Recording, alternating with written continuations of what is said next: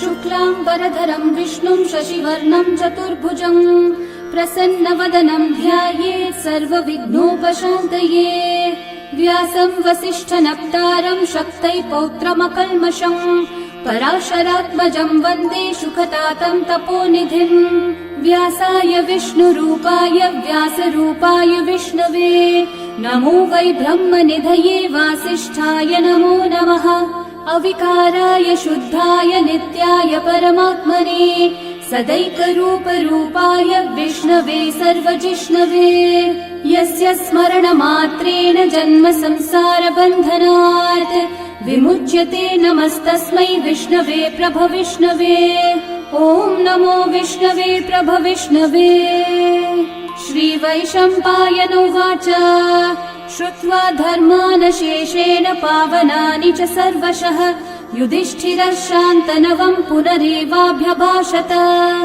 युधिष्ठिर उवाच किमेकं दैवतं लोके किं वाप्येकं परायणं स्तुवन्तः कं कमर्चन्तः प्राप्नुयुर्मानवा शुभम्। को धर्मः सर्वधर्माणां भवतः परमो मतः किं जपन्मुच्यते जन्तुर्जन्म संसारबन्धनात्।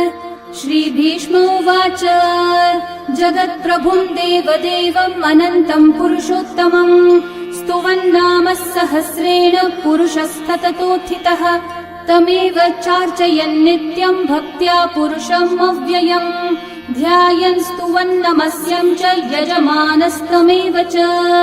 अनादिनिधनं विष्णुं सर्वलोकमहेश्वरं लोकाध्यक्षं स्तुवन्नित्यं सर्वदुःखातिगो भवेत्। ब्रह्मण्यं सर्वधर्मज्ञं लोकानां कीर्तिवर्धनं लोकनाथं महद्भूतं सर्वभूतभवोद्भवम्। एष मे सर्वधर्माणां धर्मोऽधिकतमो मतः यद्भक्त्या पुण्डरीकाक्षं स्तवैर्रच्चैर्नरः सदा।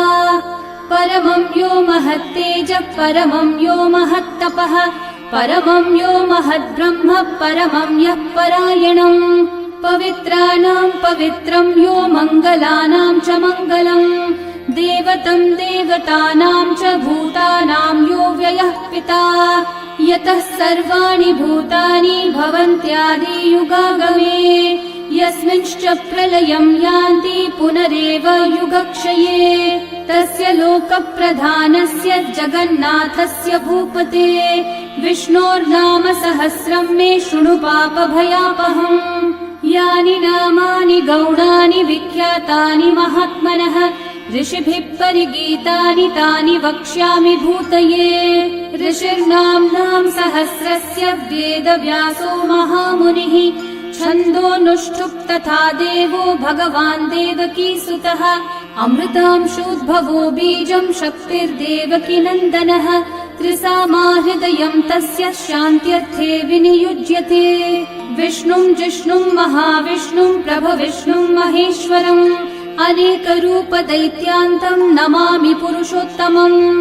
अस्य श्रीविष्णोर्दिव्यसहस्रनामस्तोत्रमहामन्त्रस्य श्रीवेदव्यासो भगवान् ऋषिः अनुष्ठुप्-छन्दः श्रीमहाविष्णुः परमात्मा श्रीमन्नारायणो देवता अमृतांशोद्भवो भानुरिति बीजम् देवकी नन्दनः सृष्टेति शक्तिः उद्भवक्षोभणो देव इति परमो मन्त्रः शङ्ख बृन्नन्दकी चक्रीति कीलकम् शार्ङ्गधन्वा गदाधर इति अस्त्रम् रथाङ्गपाणिरक्षोभ्य इति नेत्रम् त्रिसामा सामगः सामेति कवचम् आनन्दम् परब्रह्मेति योनिः ऋतुः सुदर्शनः काल इति दिग्बन्धः श्रीविश्वरूप इति ध्यानम् श्रीमहाविष्णुः प्रीत्यर्थे सहस्रनाम जपे विनियोगः।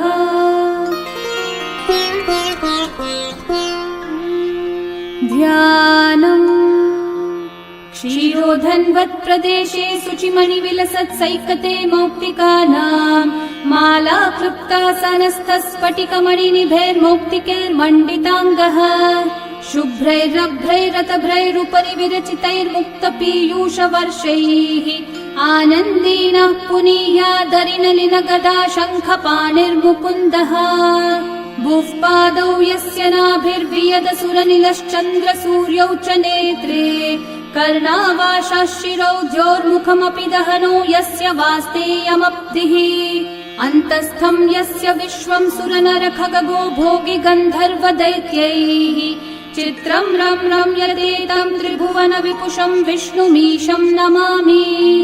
ॐ नमो भगवते वासुदेवाय। शान्ताकारं भुजगशयनं पद्मनाभं सुरेशं विश्वाधारं गगनसदृशं मेघवर्णं शुभाङ्गं लक्ष्मीकान्तं कमलनयनं योगिहृद्ध्यानगम्यं वन्दे विष्णुं भवभयहरं सर्वलोकैकनाथम् मेघश्यामं पीतकौशेयवासं श्रीवत्साङ्कं कौस्तुभोद्भासिताङ्गम् पुण्योपेतं पुण्डरीकायताक्षं विष्णुं वन्दे सर्वलोकैकनाथम् नमः समस्तभूतानामादिभूताय भूभृते अनेकरूपरूपाय विष्णवे प्रभविष्णवे सशङ्खचक्रं सकिरीटकुण्डलं सपीतवस्त्रं सरसीरुहेक्षणं सहारवक्षस्थलशोभिकौस्तुभं नमामि विष्णुं शिरसा चतुर्भुजम् छायायां पारिजातस्य हेमसिंहासनोपरि आसीनमम्बुदश्याममायताक्षम् अलङ्कृतम् चन्द्राननं चतुर्बाहुं श्रीवत्साङ्कितवक्षसं रुक्मिणी सत्यभामाभ्यां सहितं कृष्णमाश्रये। ॐ विश्वं विष्णुर्वषट्कारो भूतभव्यभवत्प्रभुः भूतकृद्भूतभृद्भावो भूतात्मा भूतभावनः भूतात्मा परमात्मा च मुक्तानां परमागतिः अव्ययः पुरुषः साक्षी क्षेत्रज्ञोऽक्षर एव च योगो योगविदां नेता प्रधानः पुरुषेश्वरः नारसिंहः वपुः श्रीमान् केशवः पुरुषोत्तमः सर्वः शर्वः शिवस्थाणोर्भूतादिर्निधिरव्ययः सम्भवो भावनो भर्ता प्रभवः प्रभुरीश्वरः स्वयंभू शम्भुरादित्यः पुष्कराक्षो महास्वनः अनादिनिधनो धाता विधाता धातुरुत्तमः अप्रमेयो ऋषिकेशः पद्मनाभोऽमरः प्रभुः विश्वकर्मा मनुस्त्वष्टा स्थविष्ठस्थविरो ध्रुवः अग्राह्यः शाश्वतः कृष्णो लोहिताक्षः प्रतर्दनः प्रभुतस्त्रिककुब्धामः पवित्रं मङ्गलं परम् ईशानः प्राणदः प्राणो ज्येष्ठः श्रेष्ठः प्रजापतिः हिरण्यगर्भो भूगर्भो माधवो मधुसूदनः ईश्वरो विक्रमी धन्वी मेधावी विक्रमक्रमः अनुत्तमो दुराधर्षः कृतज्ञः कृतिरात्मवान् सुरेशः शरणं शर्म विश्वरेतः प्रजाभवः अहः संवत्सरो व्याळः प्रत्ययः सर्वदर्शनः अजः सर्वेश्वरः सिद्धिः सिद्धि सर्वादिरच्युतः वृषा कपिरमेयात्मा सर्वयोगविनिःसृतः वसुर्वसुमना सत्यः समात्मा संमितः समः अमोघः पुण्डरीकाक्षो वृषकर्मा वृषाकृतिः रुद्रो बहुशिरा बभ्रुर्विश्वयोनिः शुचिश्रवाः अमृतः शाश्वतस्थाणोर्वरारोहो महातपाः सर्वगः सर्वविद्भानुः विश्वक्सेनो जनार्दनः वेदो वेदविदव्यङ्गो वेदाङ्गो वेदवित्कविः लोकाध्यक्षः सुराध्यक्षो धर्माध्यक्षः कृताकृतः चतुरात्मा चतुर्व्यूहश्चतुर्दंष्ट्रश्चतुर्भुजः भ्राजिष्णुर्भोजनं भोक्ता सहिष्णुर्जगदादिजः अनघो विजयो जेता विश्वयोनिः पुनर्वसुः उपेन्द्रो वामनः प्रांशुरमोघः शुचिरूर्चितः अतीन्द्रः सङ्ग्रहः सर्गो धृतात्मा नियमो यमः वेद्यो वैद्यः सदा योगी वीरः माधवो मधुः अतीन्द्रियो महामायो महोत्साहो महाबलः महाबुद्धिर्महावीर्यो महाशक्तिर्महाद्युतिः अनिर्देश्य वपुः श्रीमान् अमेयात्मा महाधृतक् महेश्वासो महीभर्ता श्रीनिवासः सतां गतिः अनिरुद्धः सुरानन्दो गोविन्दो गोविदाम्पतिः मरीचिर्दमनोहंसः सुपर्णो भुजगोत्तमः हिरण्यनाभः सुतपः पद्मनाभः प्रजापतिः अमृत्युः सर्वदृक्सिंहः सन्धाता सन्धिमान् स्थिरः अजो दुर्मशनः शास्ता विश्रुतात्मा सुरारिः गुरुर्गुरुतमो धामः सत्यः सत्यः पराक्रमः निमिषो निमिषस्रग्वी वाचस्पतिरुदारधीः अग्रणीर्ग्रामणी श्रीमान् न्यायो नेता समीरणः सहस्रमूर्धा विश्वात्मा सहस्राक्षः सहस्रपात् आवर्तनो निवृत्तात्मा संवृतः सम्प्रमर्दनः अहः संवर्तको वह्निरनिलो धरणीधरः सुप्रसादः प्रसन्नात्मा विश्वदृग्विश्वभुग्विभुः सत्कर्ता सत्कृतः साधुर्जन्मोर्नारायणो नरः असंख्येयो प्रमेयात्मा विशिष्टः शिष्टकृच्छुचिः सिद्धार्थः सिद्धसङ्कल्पः सिद्धिदः सिद्धिसाधनः वृषाही वृषभो विष्णुर्वृषपर्वा वृषोदरः वर्धनो वर्धमानश्च विविक्तः श्रुतिसागरः सुभुजो दुर्धरो वाग्मी महेन्द्रो वसुदो वसुः नैकरूपो बृहद्रूपः क्षिपिविष्टप्रकाशनः ओजस्तेजोद्युतिधरः प्रकाशात्मा प्रतापनः ऋद्धः स्पष्टाक्षरो मन्त्रश्चन्द्रांशूर्भास्करद्युतिः अमृतांशूद्भवो भानुः शशबिन्दुः सुरेश्वरः औषधं जगतः सेतुः सत्यधर्मः पराक्रमः भूतभव्यभवन्नाथः पवनः पावनो नलः कामः कामकृत्कान्तः कामः कामप्रदः प्रभुः युगादिकृद्युगावर्तो नैकमायो महाशनः अदृश्यो व्यक्तरूपश्च सहस्रजिदनन्तजित् इष्टो विशिष्टशिष्टेष्ठः शिखण्डी नहुषो वृषः क्रोधः क्रोधकृत्कर्ता विश्वबाहुर्महीधरः अच्युतः प्रथितः प्राणः प्राणदो वासवानुजः अपान्निधिरधिष्ठानम् अप्रमत्तः प्रतिष्ठितः स्कन्दः स्कन्दद्धरो धुर्यो वरदो वायुवाहनः वासुदेवो बृहद्भानुरादिदेवः पुरन्दरः अशोकस्थारणस्थारः शूरः शौरिर्जनेश्वरः अनुकूलः शतावर्तः पद्मी पद्मनिभीक्षणः पद्मनाभोरविन्दाक्षः पद्मगर्भः शरीरभृत् महर्धिरिद्धो वृद्धात्मा महाक्षो गरुडध्वजः अतुलः शरभो भीमः समयज्ञो हविर्हरिः सर्वलक्षणलक्षण्यो लक्ष्मीवान् समितिञ्जयः विक्षरो रोहितो मार्गो हेतुर्दामोदरः सहः महीधरो महाभागो वेगवानमिताशनः उद्भवक्षोभणो देवः श्रीगर्भः परमेश्वरः करणं कारणं कर्ता विकर्ता गहनो गुहः व्यवसायो व्यवस्थानः संस्थानस्थानदो ध्रुवः परर्धि परमस्पष्टः तुष्टः पुष्टः शुभेक्षणः रामो विरामो विरतो मार्गो नेयो नयो नयः वीरशक्तिमतां श्रेष्ठा धर्मो धर्मविदुत्तमः वैकुण्ठः पुरुषः प्राणः प्राणदः प्रणवपृथुः हिरण्यगर्भः शत्रुघ्नो व्याप्तो वायुरधोक्षजः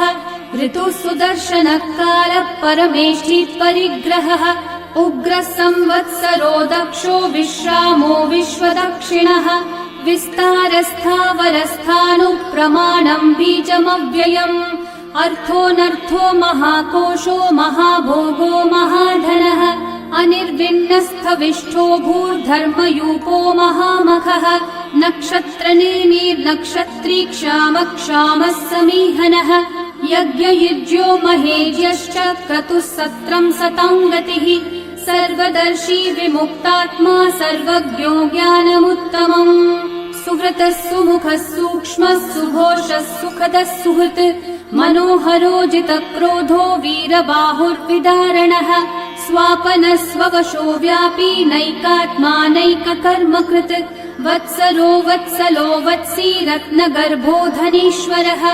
धर्मगुग्धर्मकृद्धर्मी सदसक्षरमक्षरम् अविज्ञाता सहस्रांशूर्विधाता कृतलक्षणः गभस्तिनेमि सत्त्वस्थः सिंहो भूतमहेश्वरः आदिदेवो महादेवो देवेशो देवभृद्गुरुः उत्तरो गोपतिर्गोप्ता ज्ञानगम्यः पुरातनः शरीरभूतभृद्भोक्ता कपीन्द्रो भूरि दक्षिणः सोमपोमृतपः सोमः पुरुजित्पुरुसत्तमः विनयोजयः सत्यसन्धो दाशारः सात्वतां पतिः जीवो विनयिता साक्षी मुकुन्दोमितविक्रमः अम्भो निधिरनन्तात्मा महोदधिशयोऽन्तकः अजो महार्हः स्वाभाव्यो जिता मित्रप्रमोदनः आनन्दो नन्दनो नन्दः सत्यधर्मा त्रिविक्रमः महर्षि कपिलाचार्य कृतज्ञो मेदिनीपतिः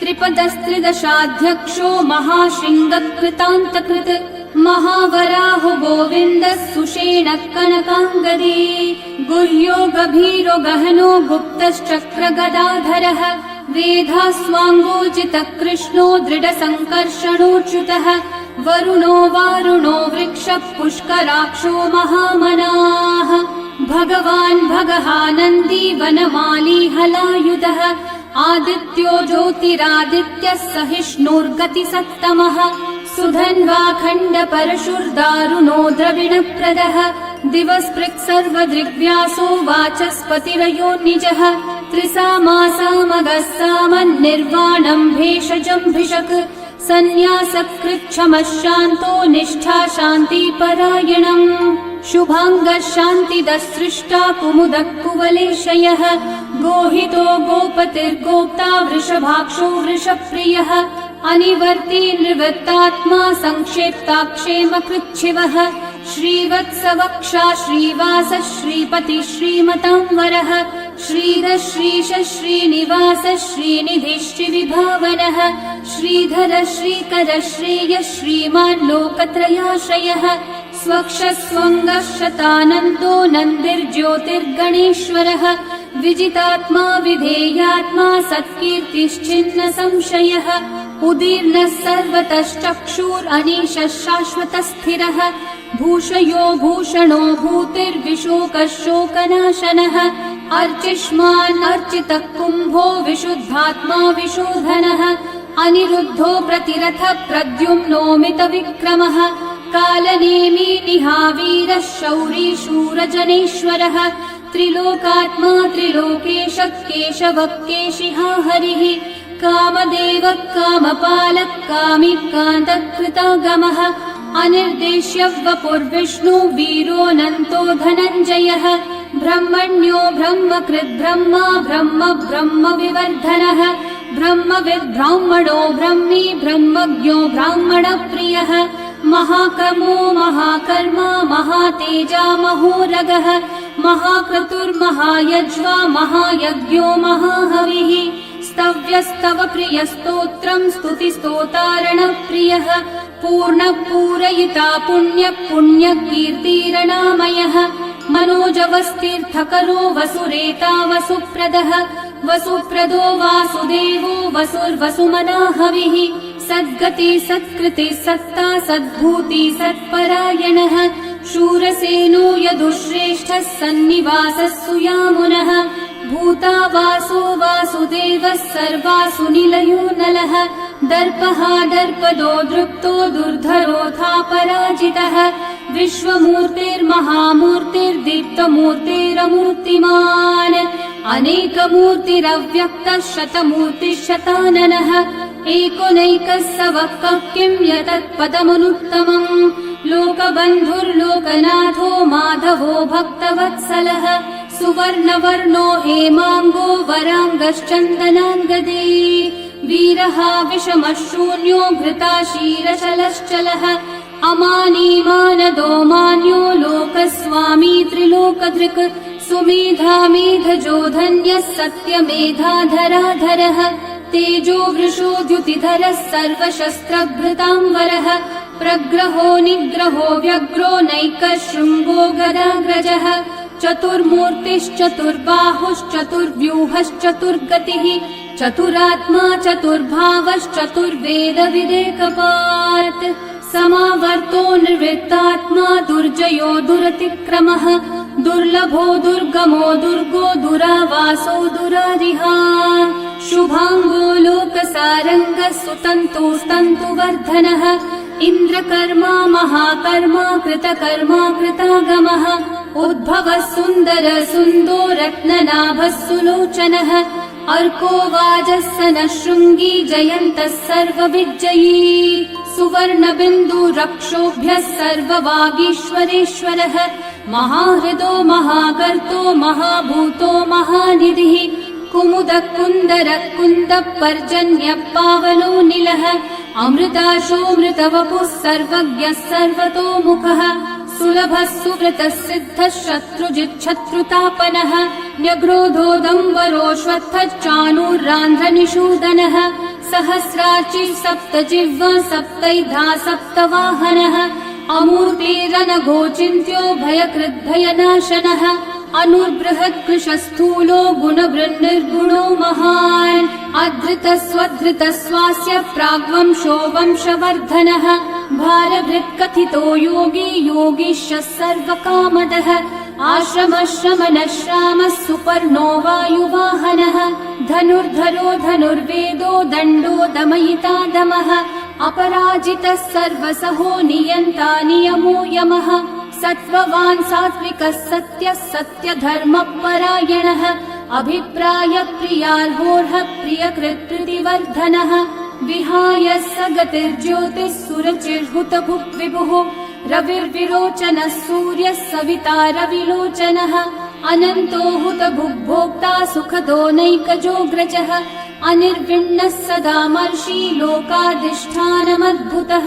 सनातनतमः कपिलः कपिरव्ययः स्वस्तिदः स्वस्तिकृत् स्वस्ति स्वस्ति भुक् स्वस्ति दक्षिणः अरौद्रः कुण्डली चक्री विक्रम यूर्जितशासनः शब्दातिगः शब्दसः शिशिरः शर्वरीकरः अक्रूरः पेशलो दक्षो दक्षिणः क्षमिनाम्बरः विद्वत्तमो वीतभयः पुण्यश्रवणकीर्तनः उत्तारणो दुष्कृतिः पुण्यो दुःस्वप्ननाशनः वीरः रक्षणः सन्तो जीवनः पर्यवस्थितः अनन्तरूपोऽनन्तश्रीर्जितमन्युर्भयापहः चतुर्रश्रो गभीरात्मा विदिशो व्यादिशो दिशः अनादिर्भूर्भुवो लक्ष्मी सुवीरो रुचिराङ्गदः जननो जनजन्मादि भीमो भीमपराक्रमः आधारनिलयो धाता पुष्पहास प्रजागरः ऊर्ध्वगः सत्पथाचारः प्राणदः प्रणवप्पणः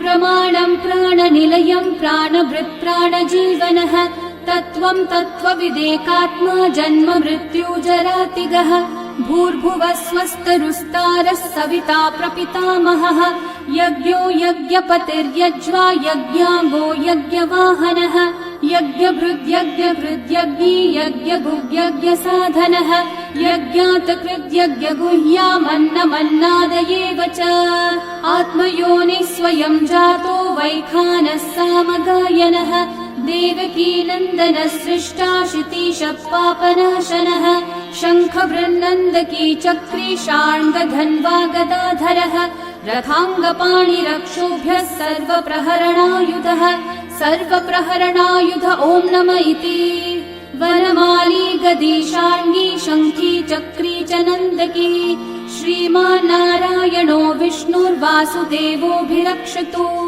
वनमाली गदी शार्ङ्गी शङ्खी चक्री च नन्दकी श्रीमान्नारायणो विष्णुर्वासुदेवोऽभिरक्षतु वनमाली गदी शार्ङ्गी शङ्खी चक्री च नन्दकी श्रीमान्नारायणो विष्णुर्वासुदेवोऽभिरक्षतु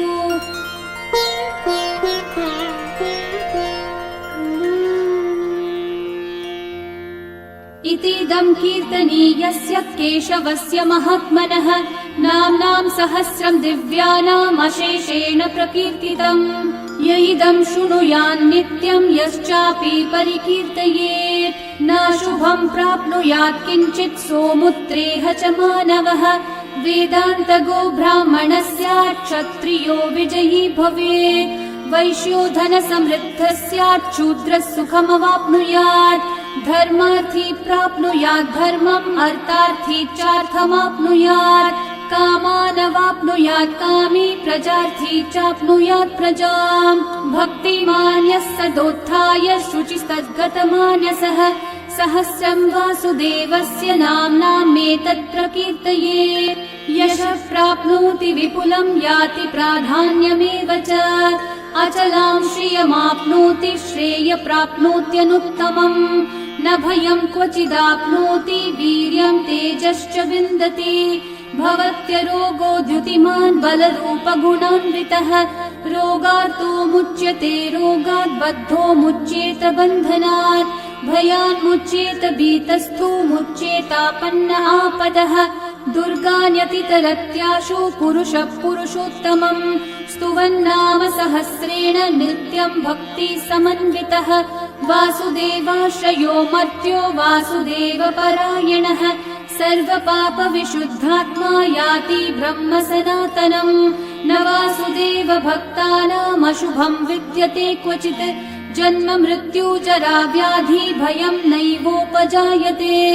इमं स्तवमधीयानः श्रद्धा भक्ति समन्वितः युज्येतात्मसुखः शान्ति श्रीधृति स्मृति कीर्तिभिः। न क्रोधो न च मात्सर्यं न लोभो नाशुभा मतिः भवन्ति कृतपुण्यानां भक्तानां पुरुषोत्तमे। द्यौस चन्द्रार्कनक्षत्राखं दिशो भूर्महो दधिः वासुदेवस्य वीर्येण विदतानि महात्मनः। ससुरासुरगन्धर्वं स यक्षोरगराक्षसम् जगद्वशे वर्ततेदं कृष्णस्य सचराचरम्।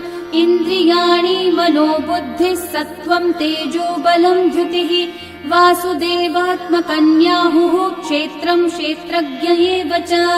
सर्वागमानामाचार प्रथमं परिकल्पते आचार प्रभवो धर्मो धर्मस्य प्रभुरच्युतः। ऋषयः पितरो देवा महाभूतानि धातवः जङ्गमा जङ्गमं चेदं जगन्नारायणोद्भवम्। योगो ज्ञानं तथा साङ्ख्यं विद्या शिल्पादिकर्म च वेदाः शास्त्राणि विज्ञानमेतत् सर्वं जनार्दनात्।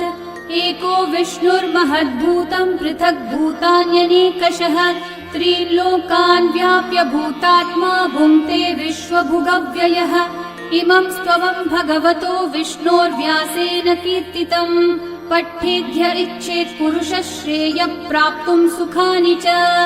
विश्वेश्वरमजं देवं जगतः प्रभुमव्ययम् भजन्ति ये पुष्कराक्षं न ते यान्ति पराभवम् न ते यान्ति पराभवम्। ॐ नमः इति।